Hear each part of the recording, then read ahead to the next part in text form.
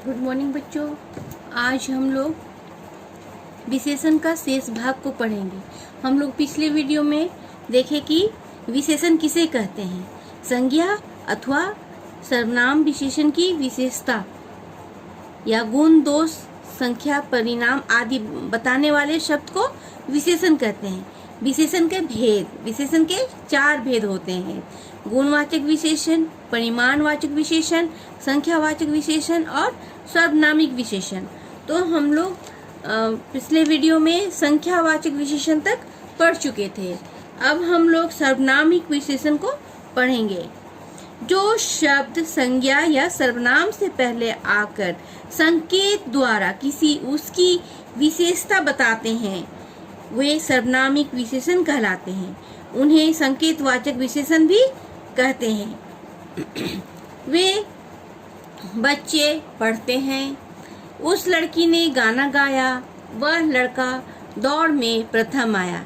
यहाँ पर वे, उस और वह जो हम लोग संकेत के द्वारा इशारा से बतलाते हैं तो वो सर्वनामिक विशेषण है।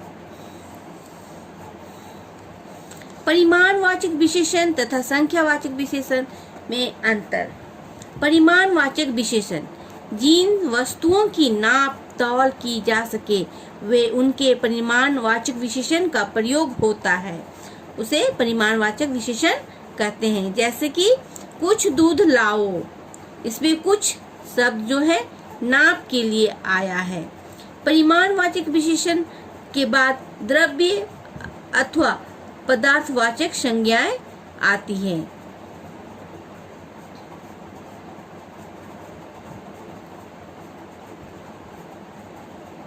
संख्यावाचक विशेषण जिन वस्तुओं की गिनती की जा सके उनके लिए संख्यावाचक विशेषण का प्रयोग होता है।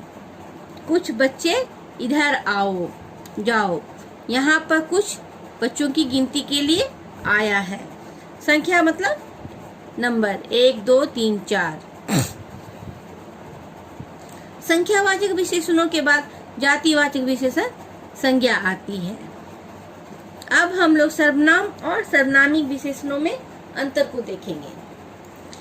जब शब्द का प्रयोग संज्ञा के स्थान पर होता है तो वह सर्वनाम होता है। और उदाहरण जैसे वह केरल गया, इसमें वाक्य में वह जो शब्द है ये जो शब्द है ये सर्वनाम शब्द है। और सर्वनामिक विशेषण जब किसी शब्द का प्रयोग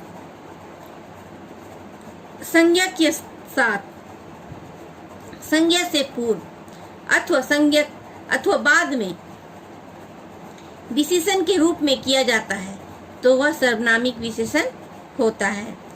उदाहरण वह लड़का आ रहा है, इसमें वह शब्द लड़का का विशेषण है, अतः यह सर्वनामिक विशेषण है। यहाँ इसको फिर से समझिए, सर्वनाम और सर्वनामिक विशेषण में अंतर। सर्वनामिक मतलब संकेत।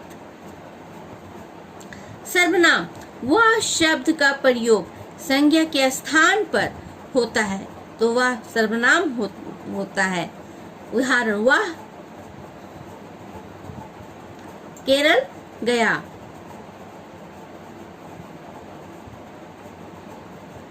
इस वाक्य में वह सर्वनाम है। सर्वनामिक विशेषण जब किसी शब्द का प्रयोग संज्ञा के साथ और संज्ञा से पूर्व, संज्ञा के साथ और संज्ञा से पूर्व अथवा बाद में विशेषण के रूप में किया जाता है वह सर्वनामिक विशेषण होता है। जैसे वह लड़का आ रहा है, इसमें वह और लड़का का, वह शब्द और लड़का का विशेषण है, अतः यह सर्वनामिक विशेषण है।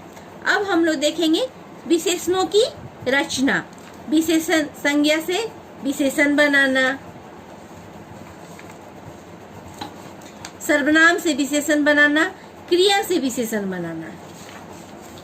जैसे कि यहाँ पर प्रत्यय है एक, संज्ञा अंश, विशेषण बनाए आंशिक, अलंकार अलंकारिक, अर्थ आर्थिक, इतिहास ऐतिहासिक। धर्म धार्मिक, नीति नैतिक, दिन दैनिक, देव दैविक। सर्वनाम से विशेषण बनाना। वह, वैसा, यह, ऐसा, मैं, मेरा, तू, मेरा। क्रिया से विशेषण बनाना। पत पतित, पूज पूजनीय, बंद वंदनीय, पठ पठित, भागना भागने वाला, पालना पालने वाला। विशेषण की तुलनात्मक अवस्थाएं। विशेषण शब्द किसी संज्ञा या सर्वनाम की विशेषता बतलाते हैं। विशेषता बताई जाने वाले वस्तुओं के गुण दोष कम ज्यादा होते हैं। गुण दोष के इस ज्यादा होने को तुलनात्मक ढंग से ही जाना जाता है। तुलना की दृष्टि से विशेषण की 3 अवस्थाएं होती है।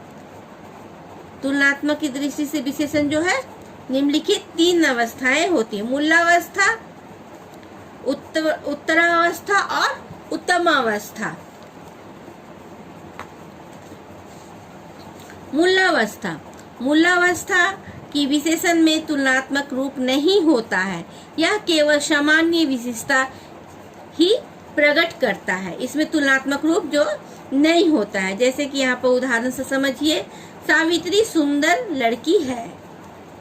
माइकल तेजस्वी है। सुरेश अच्छा लड़का है। इसमें कोई तुलनात्मक रूप नहीं है। उत्तरावस्था। जब दो व्यक्तियों या वस्तुओं के गुण दोष की तुलना की जाती है तब विशेषण उत्तरावस्था में प्रयुक्त होता है। जैसे कि रविंद्र चेतन से अधिक बुद्धिमान है। यहाँ पर रविंद्र और चेतन के बीच में तुलनात्मक की जा रही है। जैसे कि वो रविंद्र चेतन से अधिक बुद्धिमान है। सविता रामा की अपेक्षा अधिक सुंदर है। अब हम लोग उत्तम अवस्था देखेंगे। उत्तम अवस्था में 2 से अधिक व्यक्तियों एवं वस्तुओं की तुलना करके किसी एक को सबसे अधिक या सबसे कम बताया जाता है। यहाँ फिर से समझिए। उत्तम अवस्था में 2 से अधिक व्यक्तियों एवं वस्तुओं की तुलना करके किसी एक को सबसे ज्यादा अधिक या सबसे कम बताया जाता है। जैसे कि उदाहरण है, पंजाब में अधिकतम अन्न होता है। संदीप श्रेष्ठतम बालक है। इस प्रकार दूसरे विशेषण शब्दों के रूप में भी बनाए जा सकते हैं। शब्दों में मूलावस्था विशेषण का मूल रूप है। उत्तम अवस्था में तर है और उत्तरावस्था में तर है और उत्तम अवस्था में तम का प्रयोग किया जाता है। मूलावस्था में विशेषण का मूल रूप, उत्तरावस्था में तर और उत्तम में तम, इसको ध्यान रखिएगा। जैसे यहाँ पर देखिए मूलावस्था। उच्च उत्तरा उच्चतर, उत्तमा उच्चतम, कठोर कठोरतर कठोरतम, गुरु गुरुतर गुरुतम, महान महानतर महानतम, लघु लघुतर लघुतम, त्रियु त्रियुतर त्रियुतम, विशाल विशालतर विशालतम, उत्कृष्ट उत्कृष्टतर उत्कृष्टतम, सुंदर सुंदरतर सुंदरतम, मधुर मधुरतर मधुरतम। तो हम लोग क्वेश्चन नंबर क ख ग में सर बता दी थी। अब सर्वनाम और सर्वनामिक विशेषण में अंतर। तो आपके पाठ पृष्ठ संख्या 37 में यहाँ पर दी गई है। इसको आप लोग बना लीजिएगा। क्वेश्चन नंबर क ख ग घ, ये आप लोग पाठ की सहायता से अपनी हिंदी व्याकरण कॉपी में बनाएंगे। बाकी का सारा क्वेश्चन आंसर को मैं बतला देती हूँ। यहाँ पर देखिए, संज्ञा शब्दों से विशेषण बनाइए। धर्म, धर्म से धार्मिक, बुद्धि बुद्धिमान, तरंग तरंगित, मैं अंडरलाइन कर दे रही हूँ, आप लोग लिख लीजिएगा।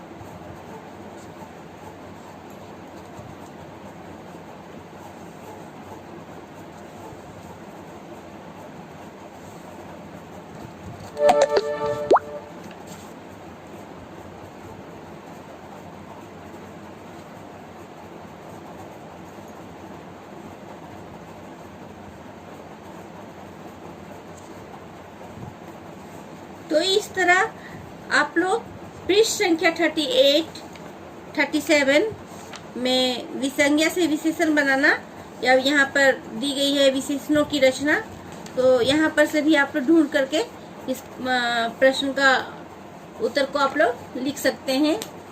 अब यहाँ पर देखिए, दिए गए शब्दों में उत्तरावस्था एवं उत्तमावस्था लिखिए। त्रियु,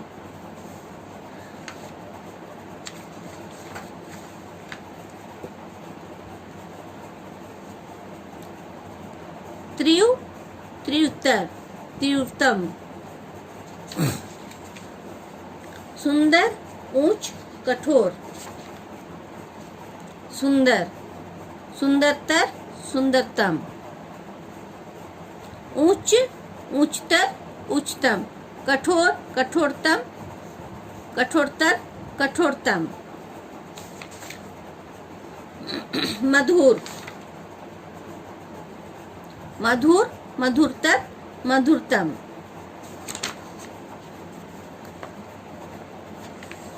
निम्नलिखित विशेष्य शब्दों के लिए उचित विशेषण लिखिए।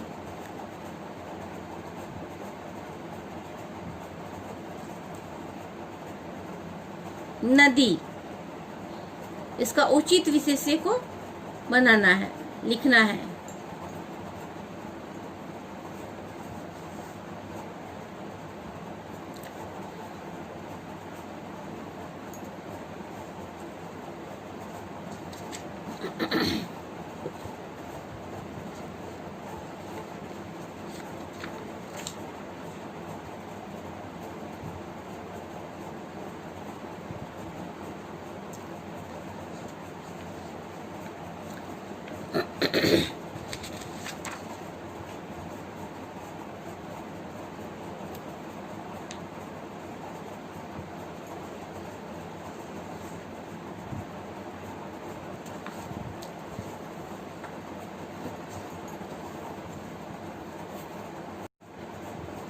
यहाँ पर देखिए, निम्नलिखित विशेष्य शब्दों के लिए उचित विशेषण लिखिए।